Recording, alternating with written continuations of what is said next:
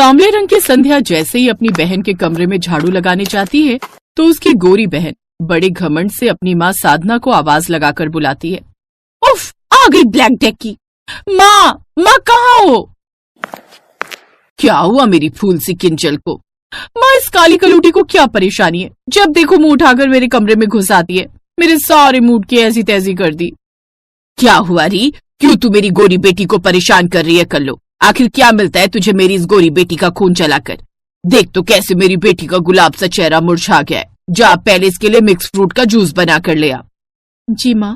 बेचारी संध्या आंखों में आंसू लेकर वहां से चली जाती है। संध्या के काले रंग की वजह से उसकी माँ और बहन दोनों ही उसे पसंद नहीं करते थे। ऐसे ही कुछ दिन बीत जाते हैं। कुछ दिन बाद दोनों बहनों की शादी एक ही घर में दो भाइयों से हो जाती है। जहाँ किंजल की शादी आयुष से हो जाती है तो वहीं संध्या की शादी नीरज से हो जाती है। आज दोनों बहनें ब्याह कर अपने ससुराल आ गई, लेकिन जो भेदभाव उसके साथ मायके में होता था वही सब उसके साथ ससुराल में भी होने लगता है। आओ किंजल बहू, अंदर आओ। मुझे तो जैसी सुंदर बहू ही चाहिए थी। विमला ने सिर्फ अपनी गोरी बहू की ही आरती उतारी। ये देख नीरज ने कहा, माँ, आपने मेरी पत्नी संध्या का गृह प्रवेश तो करवाया नहीं। अरे तेरी बीवी तो वैसे ही काली है, भला इसको किसकी नजर लगेगी? ये सुनकर संध्या को बड़ा बुरा लगा तो वहीं किंजल उस पर हंसने लगी। ऐसे ही उनके ससुराल में पहले दिन की शुरुआत हुई। फिर अगली सुबह दोनों बहनें अपनी पहली रसोई की रस्म के लिए अंदर जाती हैं। ऐ संध्या, मैं तुझे जल्दी जल्दी सामान पकड़वाती जाती हूँ, तुम जल्दी से ये सब खाना बना लो। अब तो तुम खाना बनाना सीख लो किंजल, किसी को पता चला ना तुझे खाना बनाना नहीं आता तो बहुत सुनाएंगे। ओए, तुम मेरी छोड़ और अपनी सोच। वैसे भी तुझे तेरे इस काले रंग की वजह से कोई पसंद नहीं करता। तो जैसी लड़कियां ना बड़ी चालाक होती हैं। जैसे ही पता चला कि मेरी इस घर में शादी होने वाली है तो तूने भी उसके भाई को पटा लिया। किंजल, मैं तेरी सगी बहन हूँ, तुझे तो खुश होना चाहिए कि हम दोनों बहनों की शादी एक ही घर में हुई है।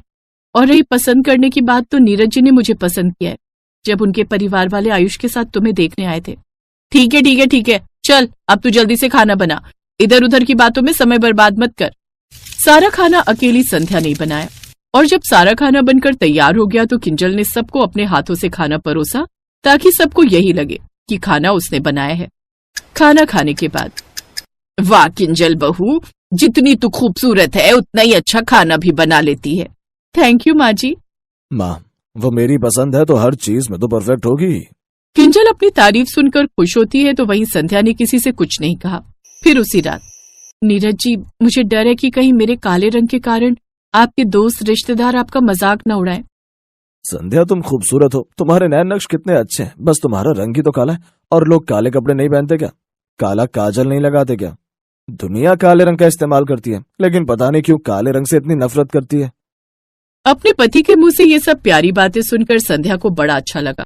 एक रोज किंजल तैयार होकर सोफे पर आराम से बैठकर फिल्म देख रही थी। तभी विमला कराते हुए वहां आई। अरे किंजल बहू, देख तो लगता है मुझे तेज बुखार हो गया है, मुझसे तो चला भी नहीं जा रहा। क्या तू चेक कर लेगी और मुझे दवाई दे देगी? मैं अपने कमरे में आराम करने जा रही हूँ, शरीर पूरा टूट रहा है। ये कहकर विमला अपने कमरे में चली गई, लेकिन किंजल ने उसकी बातों पर ध्यान नहीं दिया। कुछ देर बाद, किंजल बहू, दवाई लाई क्या? लेकिन किंजल तो मूवी खत्म होते ही सोने चली गई थी। विमला की आवाज सुनकर संध्या वहां आई। उसने विमला के सर पर हाथ रखा तो उसे तेज बुखार था। वो बुखार की गोली लेकर आई। तू काली चुड़ैल कहाँ से आ गई? मैंने तो अपनी गोरी बहू को बुलाया था। खैर, वक्त आने पर गधे को भी बाप बनाना पड़ता है। संध्या ने अपनी सास को दवाई खाने को दी, साथ ही उसके सर पर पानी की पट्टियां भी की। फिर 1 घंटे बाद, तू कलूटी अभी तक यहीं पर बैठी है, चल जा अब यहाँ से, अपनी ये डरावनी सूरत लेकर यहाँ मत आया कर। अपनी सास की इतनी सेवा करने के बाद भी उसे इतनी बातें सुननी पड़ी। ये देख वो रो पड़ी। अगले दिन जब संध्या अपनी सास के लिए रसोई में खाना बना रही थी तभी किंजल वहां आई और उसने संध्या को विमला को दवाई देने के बहाने वहां से भेज दिया और उसकी बनाई हुई सब्जी की गैस की आंच भी तेज कर दी, जिससे पूरी सब्जी जल गई। फिर तू कल्लो दवाई लेकर आ गई, मुझे नहीं खानी तेरी ये दवाई, चल जा यहाँ से। माँ जी, मेरी हाथों से तो खाएंगी ना आप दवा? ये लीजिए, दवाई खाइए। संध्या को बड़ा बुरा लगा और वो रसोई में आ गई, जहाँ उसने देखा कि सारी सब्जी जल गई है। जली हुई सब्जी की बदबू पूरे घर में फैल गई है जिसे सूंघते हुए विमला भी रसोई में आ गई। करम चली, अगर तुझे सब्जी बनानी नहीं आती तो बनाई ही क्यों? सारी सब्जी जलाकर रख दी। जब कुछ करना धरना नहीं आता तो करती ही क्यों है? विमला की बात सुनकर सब लोग वहां पर आ गए। संध्या की आंखों में आंसू थे। वो लगातार रोए जा रही थी और किंजल मन ही मन खुश हो रही थी। अपनी पत्नी को रोता देख नीरज बोला, माँ तुम इस बेचारी को जब देखो ताने मारती रहती हो। अरे उसने इतनी बड़ी भी गलती नहीं कर दी है। उसकी आंखों से आंसू तक आने लगे आपकी बातें सुनकर, फिर भी आप चुप होने का नाम नहीं ले रही हैं। तू चुप कर, तेरी पसंद थी ये कर लो, तभी तो इस घर में आ पाई।